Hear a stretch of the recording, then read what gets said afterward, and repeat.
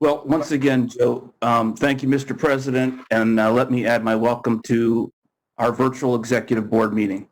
I am glad that we were all able to get together during this pandemic. Much has transpired since the last time we met. The COVID-19 pandemic has caused unprecedented challenges to our industry. You heard the President discuss the industrial aspects, but I would like to focus my remarks on the safety and health of our members. As the COVID-19 outbreak evolved and began to move out of China and into North America, the President asked me in my role as First Vice President, National Safety Coordinator, to spearhead our association's efforts to address this crisis. I immediately engaged the full resources of the Air Safety Organization to work together on our members' behalf.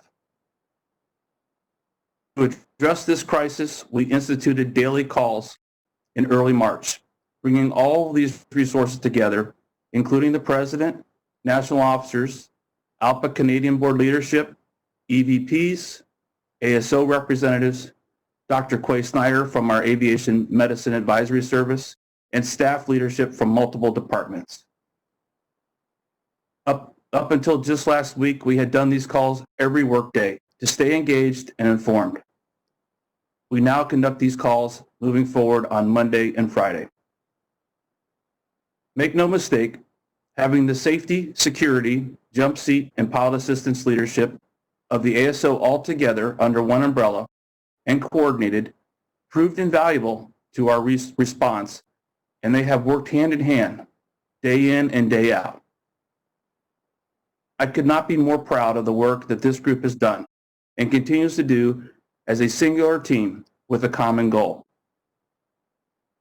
We as a union immediately recognized the need for a regulatory mandate, one that required the airlines to follow the guidance of the Center for Disease Control and the FAA in keeping our aircraft clean and disinfected. The FAA displayed a lack of leadership, and we witnessed not all airlines not providing our crews with personal protective equipment, notifying them of positive employee or passenger tests, or cleaning and sanitizing the flight decks. ALPA recognized that this mandate would be the foundation of restoring public confidence in aviation and bringing our passengers back. We need that for our carrier's financial success and to save our members' jobs. While we have seen significant improvement by the airlines in following the guidance of the CDC and the FAA safety alert for operators, a mandate is still our goal. ALPA has been responsible for these improvements, and we have pushed the FAA to put out an updated SAFO that provided airlines with additional guidance, and we also initiated a meeting with the FAA along with the MEC chairs from Delta, FedEx, JetBlue, and Envoy to bring these real operational issues forward. It is apparent that only through ALPA's advocacy efforts were these critical areas included in the FAA SAFO. We also recognized the importance that data was going to be a big player in this effort. Our work is data-driven, and we need to be able to provide the FAA and industry data demonstrating the issues that are affecting our members' safety and health. The union developed and rolled out a COVID DART program overseen by the National Resource Coordinator. We put the ASO pilot volunteers in the DART system as subject matter experts to address all of our members' concerns. While the COVID Health DART link has garnered the majority of the reports, we have also received reports concerning COVID jump seat, COVID training, COVID furlough, and COVID security. We have been sharing this data with the FAA and industry, as well as on the Hill, demonstrating our members' concerns and the lack of noncompliance with the SAFO and CDC guidance. The work is not over, far from it. So for those pilot groups who do not have their own pilot reporting system, please continue to encourage your pilots to file DART reports. I want to thank the IT department for recently programming the ALPA app, placing the DART link on the front page so that it's easily accessible for our pilots. I would encourage all of you to call up the ALPA app and check out the DART link right now. Send in the test COVID Health DART report so you can see how easily the system works. You may have to log off and log back into the app for some of the updates to be in effect. I'm going to pause just a minute here to let people take a look at that ALPA app and the DART link. And if you don't mind, send in a test DART to the COVID Health system. Those properties that have a pilot reporting system in place, like United, will not be able to access the DART link. Those pilots are being directed to their own pilot reporting systems.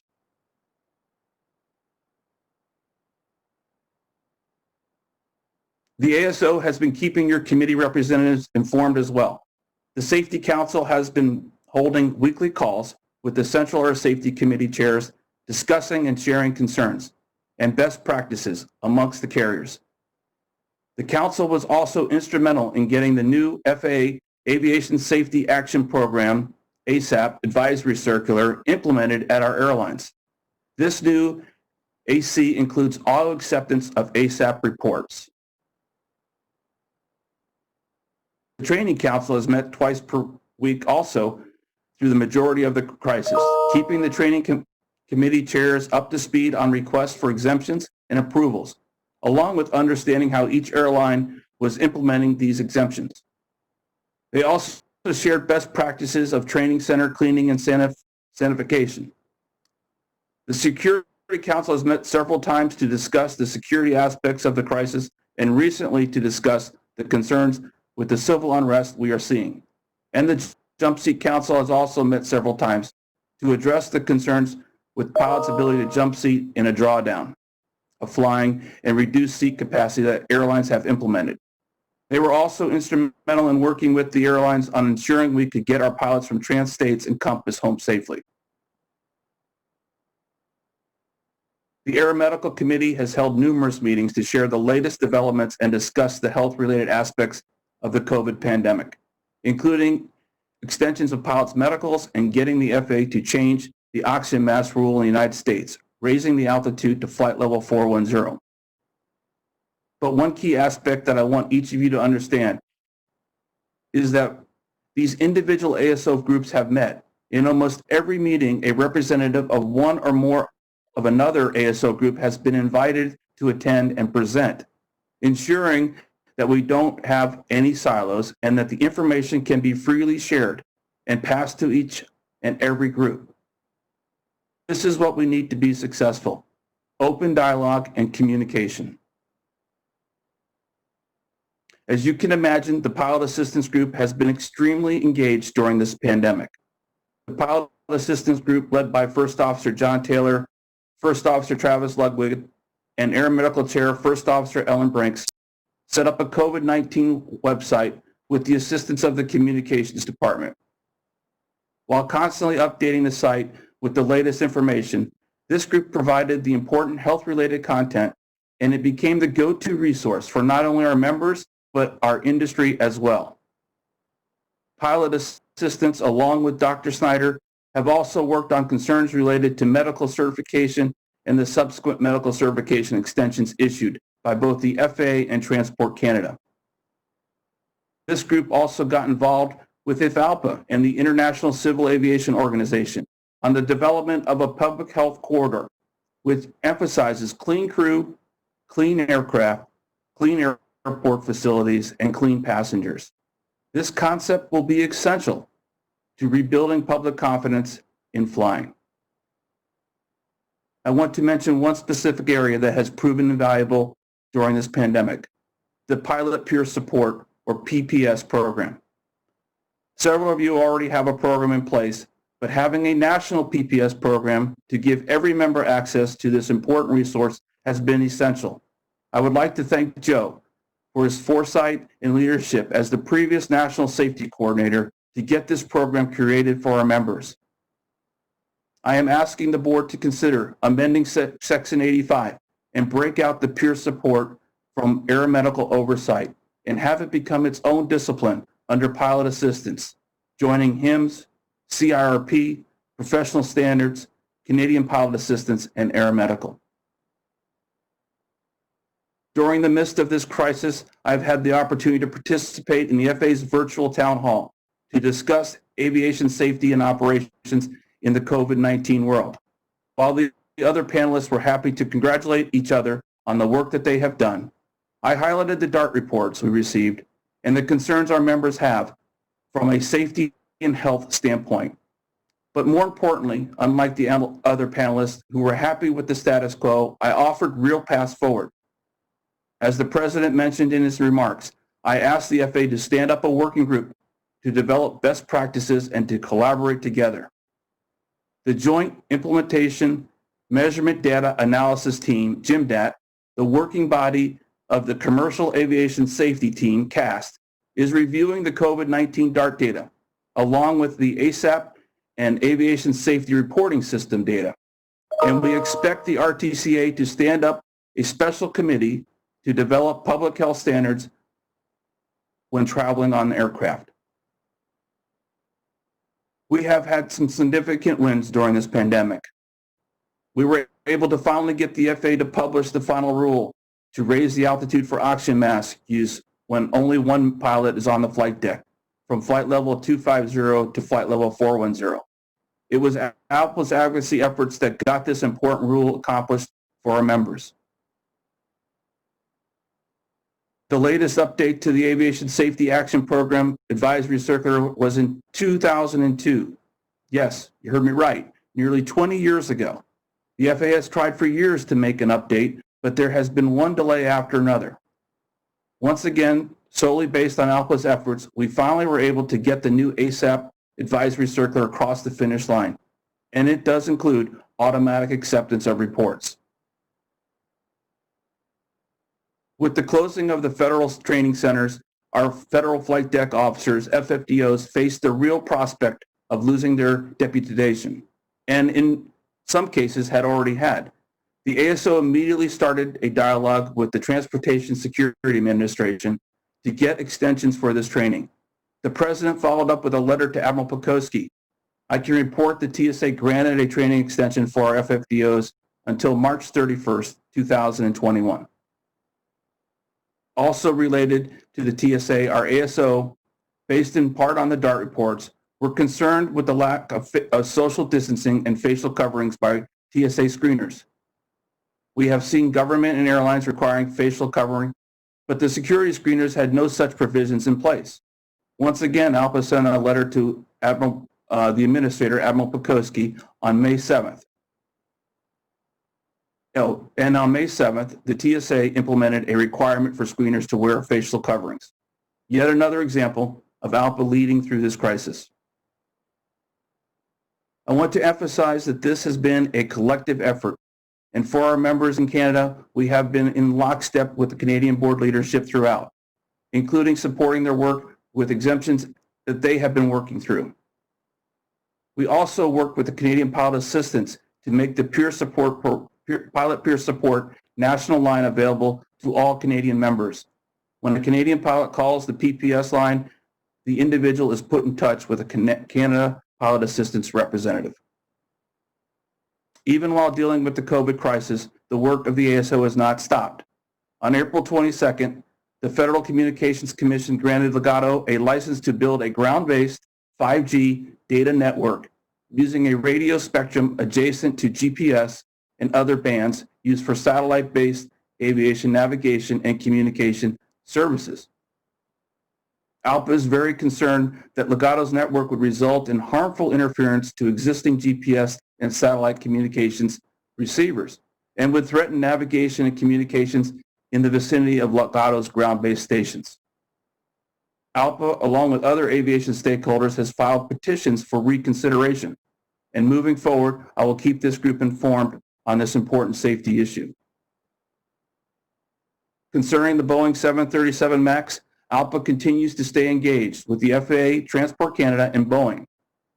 We hosted a joint meeting in December of last year with the FAA and Boeing to discuss ALPA's concerns, and Captain Perry has met several times with Transport Canada. Additionally, the ASO supported ALPA's meeting with Boeing in Seattle, including a session in the simulator to fly the old and new flight control computer software. We also recently rolled out an enhanced jump seat section to the ALPA app to provide MEC-specific information about offline jump seat use requirements on those carriers with the individual pilot's airline has a reciprocal agreement. There is also activity underway to make another sizable improvement to the app with the addition of Flight Finder features that will aid pilots commuting to work, with the emphasis on including cargo and passenger flight schedules in one location, searchable by route, date, and time, among other filtering options. In February, our ASO successfully rolled out 2 new courses, ALPA 101, Fundamental ALPA Service Training, or FAST, and Safety 101, Initial Safety Training. ALPA 101 was the result of the recognized need to bring all of our ASO volunteers into the initial course so that they can work across technical disciplines. That is truly the mask of the ASO being able to work together, and you've seen how well that has worked through this pandemic. For those of us who remember, it wasn't always like this. Prior to 2011, we had separate committee silos from these groups, along with overlapping responsibilities in 4 separate sections of policy, Section 80, 95, 105, and 115. In 2011, we brought these groups together, but kept their structure almost completely intact. We just added a National Officer Coordinator, which we have for every other national committee. In this case, the National Officer Coordinator position was specifically called out as the National Safety Coordinator. It brought safety, security, and pilot assistance initially together, and in 2017, we added jump seat to make the 4 pillars all working together. The MEC voice to the ASO has been maintained through the safety, training, security, and jump seat councils made up of MEC chairs in each discipline. We have also seen the benefits of the ASO duty officer position, which I created at the end of last year. We now have pilots in the office every week, working together and alongside staff. Your ASO is engaged every day, working on behalf of our members. We are representing the association on FAA, TSA, and Transport Canada committees. You'll find these volunteers out there advocating on behalf of each and every one of you. Whether it's Captain Steve Jangelis on the Commercial Aviation Safety Team, or co-chairing the FAA's Runway Safety Council, or his recent selection as the first labor industry co-chair of the Aviation Safety Information Analysis and Sharing Program, or Captain Wolfgang Cox's participation on the TSA's Aviation Security Advisory Committee, or co-chairing the FAA's Secondary Barrier Working Group.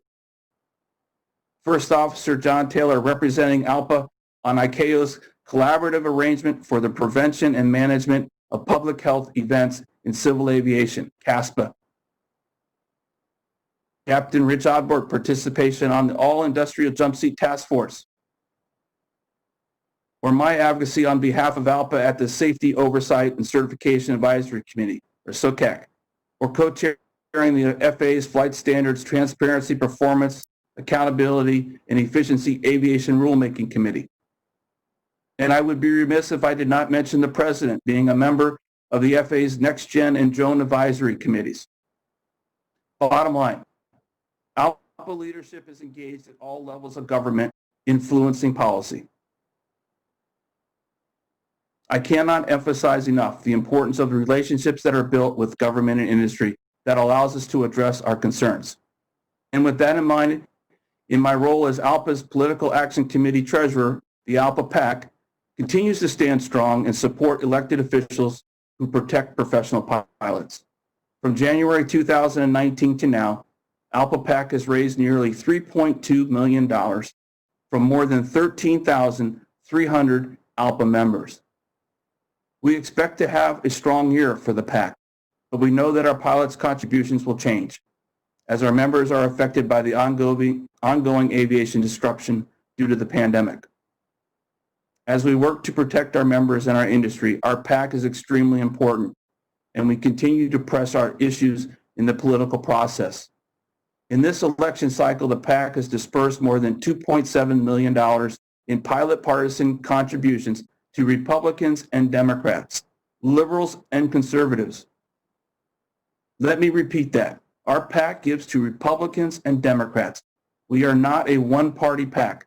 We are pilot partisan. We continue to be one of the, if not the most bipartisan labor PACs in the country. And our outreach to all sides of the political spectrum gives us an edge over those who oppose us, as the relationships we built allows us access to places and conversations where others can't go. A prime example of those relationships being called upon was the Coronavirus Aid, Relief, and Economic Security CARES Act that reserved financial support for aviation industry workers, not stock buybacks and managerial bonuses. So please continue to encourage your pilots to contribute to the PAC because it does pay off. In closing, we have made immense progress even in these unusual times in improving what is already the safest and most secure form of transportation in the history of the world. But the work of the ASO will always continue. The work that we do will never stop. It's through the collective work of the ASO, aided by the ALPA PAC, that we can accomplish our goals. Thank you, and please continue to fly safely.